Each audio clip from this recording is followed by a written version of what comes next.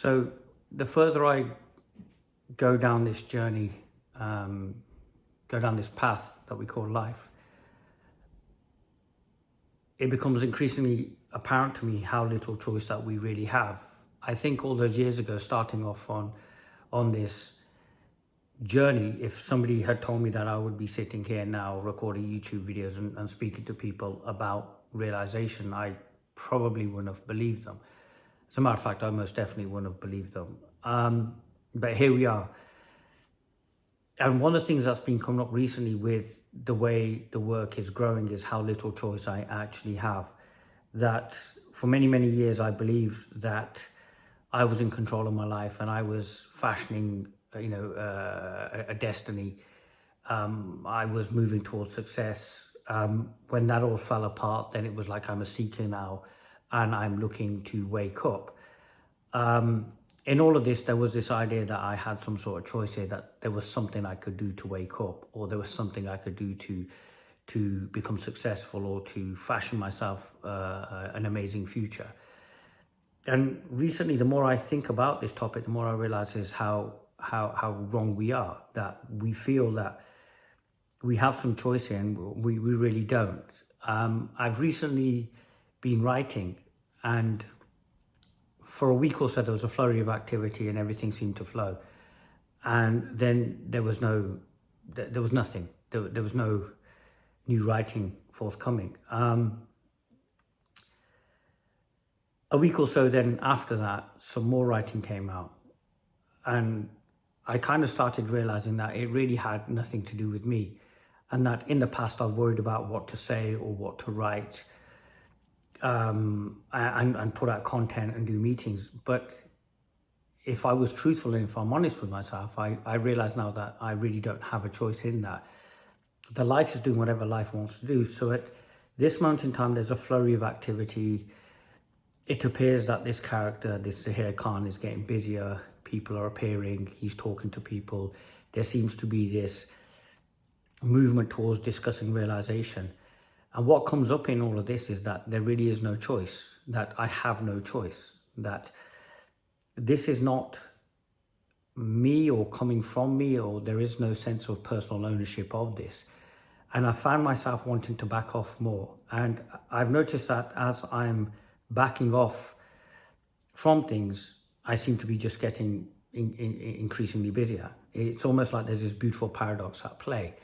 But as I'm getting busier, I'm seeing how little choice I actually have, how little I'm actually in control of this. And life is just throwing whatever life wants to throw at me. And yet I recognize that life isn't separate from me. So there's this delicious conundrum playing itself out, in which the idea of me, the idea of someone being in charge, is being seen through. And it's actually very transparent and there's no real substance to it. And yet that transparency, that cover, is now increasingly out there, for more and more people to speak to, and is supposedly producing content and is supposedly doing all these things. And when we sit in that, we see that everything is appearing in this expanse, that as I'm here, I'm everywhere. As I'm speaking, I'm listening. As this is being listened to, I'm also on the other side of the equation, but not me as this character called Zahir Khan, because that character is limited. That character believes it has a will, it believes it has some sort of choice, and it believes it can do something. And it concerns itself with the trials and tribulations of life. It believes it's navigating its path through life. It believes if it's seeking that, it's going to wake up and there's something it can do. And life is constantly, and even if we take the word enlightenment or realization out of the equation and we just examine our lives, we will see that life has been telling us from the moment that we were born that we're not in control. And unfortunately, in our hubris, in our construction of this personality, we choose to ignore the blatantly obvious, which is, it is not us. It is from us, but it is not us.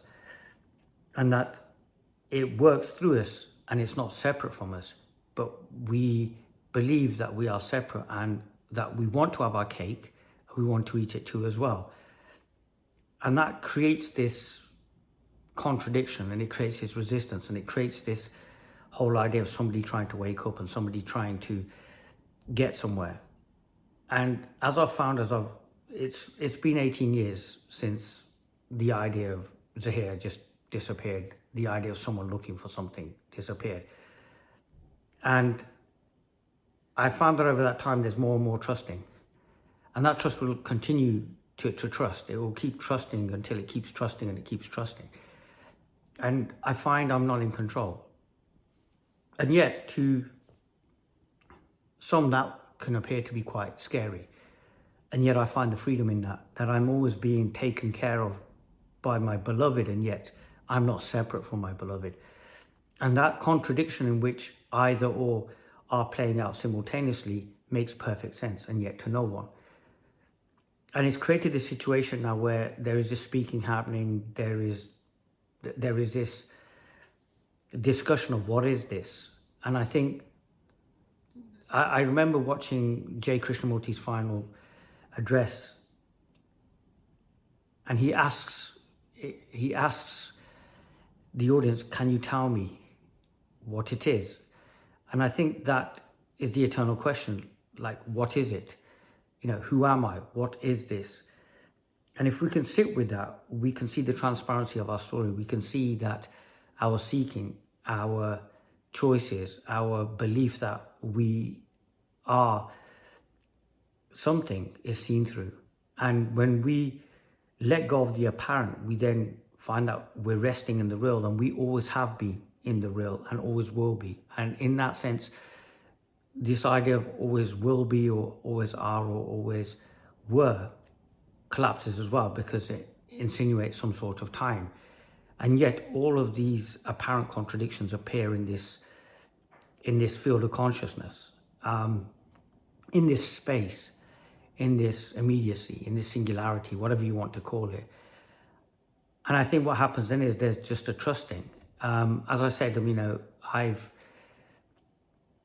I've struggled with writing about this or speaking about this.